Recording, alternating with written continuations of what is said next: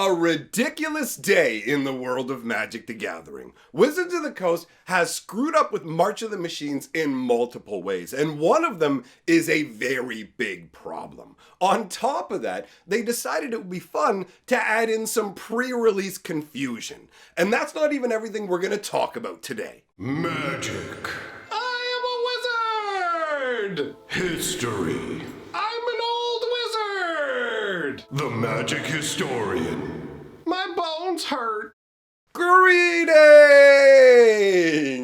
owners of fine luxury cardboard rectangles, my friends. I hope the day finds you well because we have gathered for a very ridiculous installment of Mega Magic News Mega Special March of the Machine Edition, because most of the news is around March of the Machine, and Wizards of the Coast has made some hilarious and terrible mistakes with this set, but we're going to save that for afterwards. We're going to talk about the appetizers before we get to the main course. So we have pre-release confusion. We have some real nuttiness going on in the Magic markets as well, something you would never expect to see in a million years. But let's start out with the pre-release situation, since this is actually pre-release weekend and the pre-release happens tonight. So when you go, my friends, and pick up your pre-release kits, it's going to be mostly a normal experience, except when it comes to this little cellophane wrapped package here with the promo that you normally get. You'll get a date stamped promo, but you'll also get this promo, or one of two other promos that are included. So this one is Slimefoot and Squee. So you'll end up with one of three of these different promos. Actually, I don't even know why I put them down, because take a look at this. This one right here, you're allowed to play in the pre-release. This one, you're not. There's no slip in here to indicate to you at all which one you're allowed to play in the pre-release. There is no indicator that you can't use this. So normally, when you go to a pre-release, you can use what is ever in your kit. There you go, slap it in. Even if there's an error, let's say you get a pre-release kit and there's an extra booster pack in there, you get to use that. So this is definitely a strange departure from what we normally know. It kind of does harken back to the oldest days of the pre-release, where basically at that point you weren't allowed to use the promo cards at all. But that felt strange, wandering around telling people, hey, you can use everything in this kit but one card.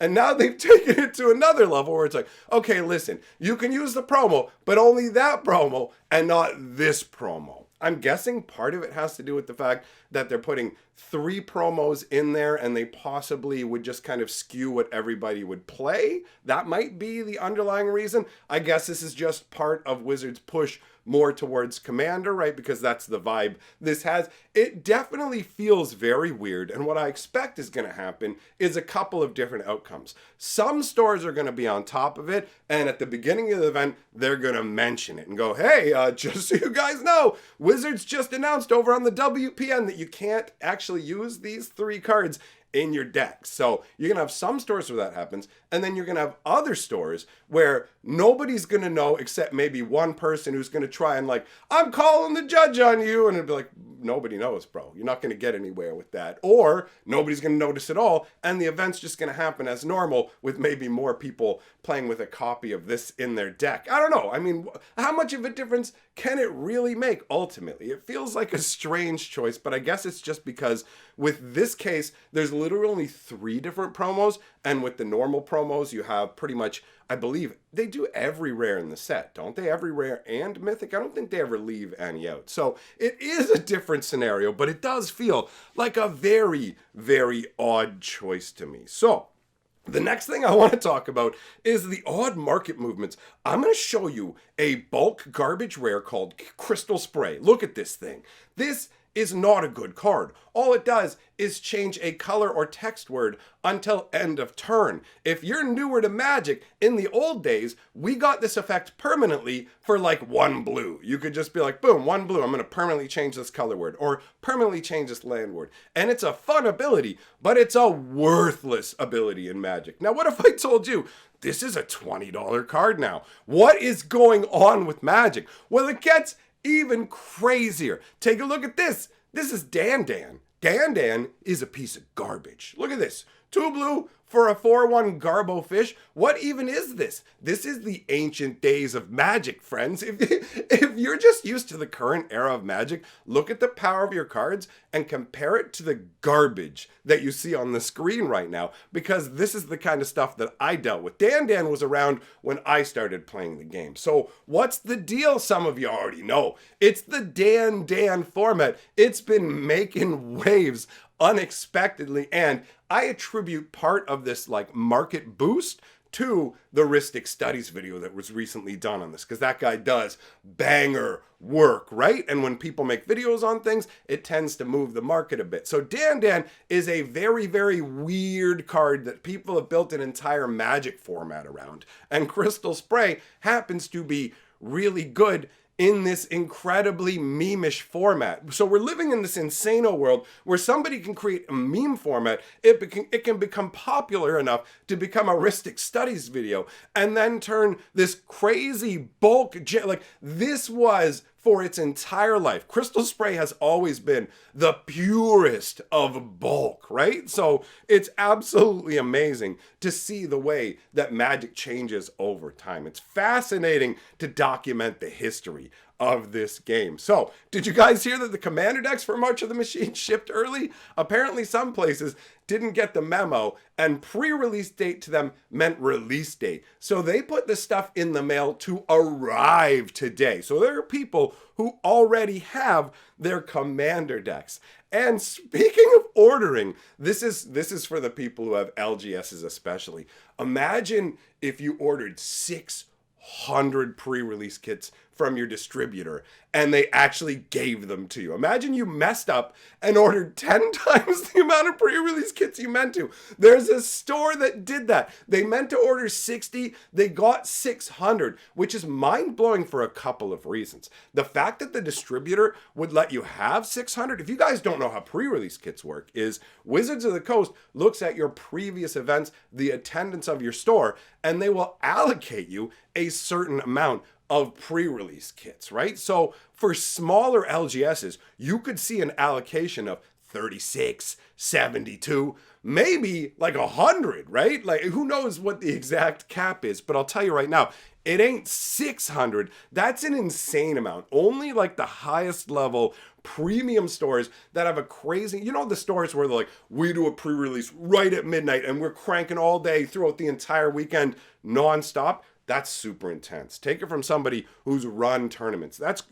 It's crazy. Even just 12 hours of running tournaments straight will take it out of you, son. So it's amazing to think about the fact that the distributor actually honored the allocation. Most of the time, if you guys don't know how it works for stores, they will go, please, Mr. Distributor, I would like 100 lollipops. Lollipops being boxes of Magic. And the distributor's like, you can have 60 lollipops. It's like, why did you look at your watch? It's a techno watch with my stat levels for all of my warehouses on it. Anyways, they limit the amount of product that you can get. And it's so funny when you've actually seen how it works in an LGS and you know how distributors work. They will like, oh, due to demand, we don't have enough of this stuff. But then they actually like tuck some away. They don't do it with pre-release kits. But then when they have a lot of something, they'll be like, good news, you've been specially selected to have as much as you want of this with no allocation. So you know when there's a hot product and you know when there's something that's like, eh. But when it comes to this kind of an allocation, the pre-release kits are something totally different. So for me, that's an interesting little note I wanted to toss into the news. Now, let's move on to the last couple of March of Machine problems, including the huge bundle issue. So before we do that, I just want to talk about how bad the quality control is over at Wizards. Do you remember I said they don't proofread the stories? Well, check this out. They don't proofread the cards. This is amazing. This is a German card from March of the Machines. I love the fact that it says reviewed in English. There's just something so delicious about a card that says reviewed when it couldn't possibly have been reviewed. There's just everything's in German, and then you just have one word in English just randomly crammed at the front that says reviewed.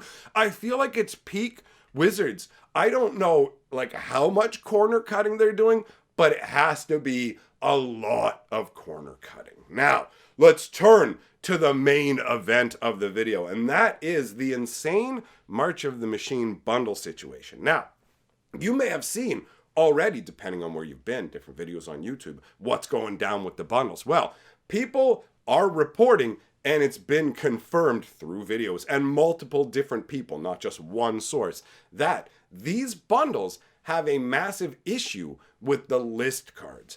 And they are saying it is a lottery issue, where basically, if you don't know how the list cards works, Wizards of the Coast made set boosters. You get your 12 cards in the pack, and then 1 out of every 4 packs has that extra bonus lottery effect to it, where you can get a list card, a specially curated list of almost all garbage, where when you get them, you go, yo, why are you giving me a garbage uncommon from 2 sets ago? I don't need a crap uncommon from Innistrad like Crimson Vow as part of the list. What even is this, right? But then you have your big slappy dappy cards in there too, where you go, yeah. So that's the idea, is to try and tweak the knobs a little, get more into the, well, you could get this bonus. We've seen them doing it with bundles as well, where they're trying to make bundles themselves into that lottery aspect on top of the boosters inside by having multiple different dice you can get it. We saw the oil slick bundles as well, where it's another way of gamifying the bundles as well as the boosters inside.